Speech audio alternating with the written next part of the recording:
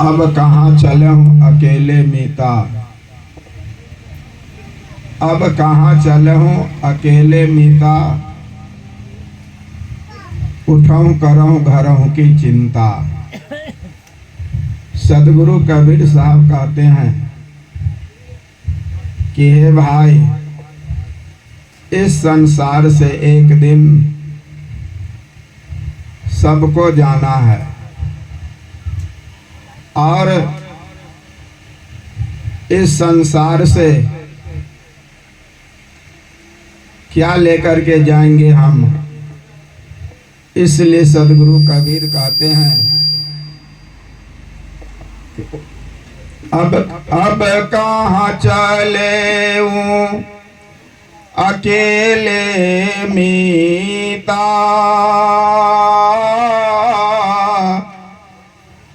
उठूं करऊं घरों की चिंता।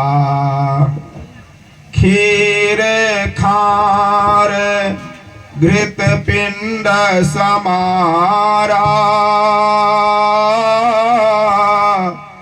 सोले खीर खार घृत पिंड समारा, सोले के हूँ बाहर कर डारा।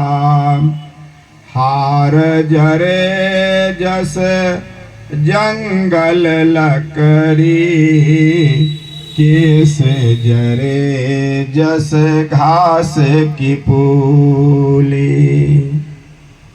श्रोताओं, सदगुरु कबीर का कहना है कि हे भाई, जिस शरीर को हम आप सुंदर करते हैं, अच्छा बनाते हैं, वह लकड़ी की तरह एक दिन यह हार मांस जल जाएगा। और जिस बाल को संवारते हैं, वह घास की पूली की तरह वह बाल भी जल जाएंगे। इसलिए जब यह आपका शरीर भी एक दिन साथ नहीं देगा, तो क्या धन संपत्ति, दौलत, कोठा, महल, अटारी आपके साथ जाएगा। इसलिए मानव को विचार करना चाहिए, जब हमारे साथ नहीं जाएगा तो फिर चोरी किस लिए, बेईमानी किस लिए, झूठ बोल करके धन इकट्ठा किसके लिए। इसलिए विचार कीजिए, चोरी, हिंसा, बेईमानी से यदि आप धन इकट्ठा करते हैं तो उसका दंड आपको ही मिलेगा। और उस धन को उपार्जन करके यदि आप परिवार के मेंटेनेंस में खर्च करते हैं, तो परिवार में रहने वाले सभी की बुद्धि भ्रष्ट हो जाएगी। जितना मान सम्मान माँ बाप को मिलना चाहिए, मिलेगा नहीं। इसलिए विचार कीजिए। आप बुजुर्ग लोग कहते हैं कि करनी देखी है मरनी बेर में, तो उस मरने के समय में जो हमको अथाह दुख होगा, जिसको हम रोते रोते आंसू बहाते बहाते इस शरीर को छोड़ेंगे, तो उससे पहले हम काहे नहीं चेत जाएंगे। इसलिए सदगुरु कबीर कहा कि कल करे सो आज कर। आज ही से हम लोग शुभ कर्म करने में लग जाए। किसी को सताइए नहीं, और किसी को सताइएगा तो जानते हैं, जो आदमी एक बार लड़ाई में फंस जाता है तो पुश्तैनी धर लेता है। नहीं, आप मर जाएंगे, आपके बच्चे फंस जाएंगे, आपके पोते फंस जाएंगे, क्या खानदान वह चलेगा। इसलिए किसी से लड़ाई झगड़ा मत कीजिए। चोरी हिंसा बेईमानी मत कीजिए, केस फौजदारी मत कीजिए। यदि आप करते हैं तो आप अपने पैर में तो कुल्हाड़ी मार ही रहे हैं, साथ में अपने आने वाली पीढ़ी के पैर में भी कुल्हाड़ी मार रहे हैं। इसलिए इशारा है, कल करे सो आज कर, आज करे सो अब, पल में परलय होएगा, बहुरी करेगा कब। ए पल में क्या हो जाएगा, क्षण में जो क्षणा कहीं हो गया, तो जो सोचे थे अच्छा कर्म करेंगे, भजन भक्ति करेंगे, तो मन में लगले रह गया। और उसी मन में जो इच्छाएं रह गई, उसी इच्छा को प्राप्त करने के लिए पुनः आपको दोबारा जन्म लेना पड़ेगा, पुनर्जन्म लेना पड़ेगा। इसलिए हम लोग नाजायज कर्मों से बचे, चोरी हिंसा ठगी से बचे। कारण आप जिसको ठग रहे हैं उसमें भी कोई व्यक्ति, कोई छुपे हुए हैं नहीं। इसलिए हम आप जो भी कर्म कर रहे हैं, हमारी और आपकी आंख देखती है। बगल वाली से, बगल वालों से, माँ बाप से, समाज से छुपा सकते हैं, लेकिन अपनी आंख से नहीं छुपा सकते हैं। इसलिए करने का फल चाहे इस जन्म में मिले, इस जन्म में यदि आपको नहीं मिला तो अगला जन्म में भी भोगना पड़ेगा। कहिएगा कैसे, तो उसका प्रमाण है।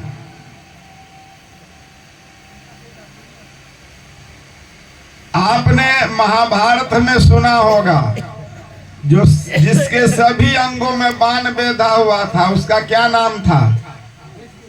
भीष्म पितामह। भीष्म पितामह के सभी अंगों में बाण बेधा हुआ था, अब प्राण नहीं छूट रहा था, तो भगवान श्री कृष्ण को पुकारा कि कृष्ण जी आप आइए, मैंने अपने जीवन में कभी भी किसी को कष्ट नहीं दिया, लेकिन फिर भी इतना कष्ट क्यों हो रहा है, आप जल्दी आइए। तो भगवान श्री कृष्ण आए और कहा कि मैंने अपने जीवन में कभी कोई गलत काम नहीं किया, फिर भी इतना कष्ट क्यों? तो भगवान श्री कृष्ण ने कहा आप ध्यान में जाइए, और ध्यान में जाने के बाद आप देखिए कि मैंने पहले क्या कोई गलत काम किया था। तो कथा कहती है कि वह ध्यान में गए और ध्यान में देखा कि मैं पूर्व जन्म में राजा था, शिकार खेलने के लिए जा रहा था, रास्ते में सर्प मिला, प्राण रक्षा के लिए भाला में सांप को बेध दिया और घुमा करके दूर जंगल में फेंक दिया, जो कांटा के ढेर पर गिरा, सभी अंगों में उसका कांटा चुभ गया, और बहुत दिनों के बाद उसकी मृत्यु हुई। कौन देखता है? भीष्म पितामह देखता है। नहीं, आज आप लोग जाते हैं गंगा स्नान कि पाप कट जाएगा। जो अपना बेटा भीष्म पितामह को नहीं पाप काट पाया, अपना बेटा से हित आप लोग होइएगा। जो अपना बेटा का पाप नहीं काट पाया, पूर्व जन्म का गंगा मैया जिसका पहला नाम था देवव्रत, नहीं, भीष्म पितामह का पाप नहीं कटेगा तो आप लोगों को गंगा स्नान में जाने से पाप काट देगा।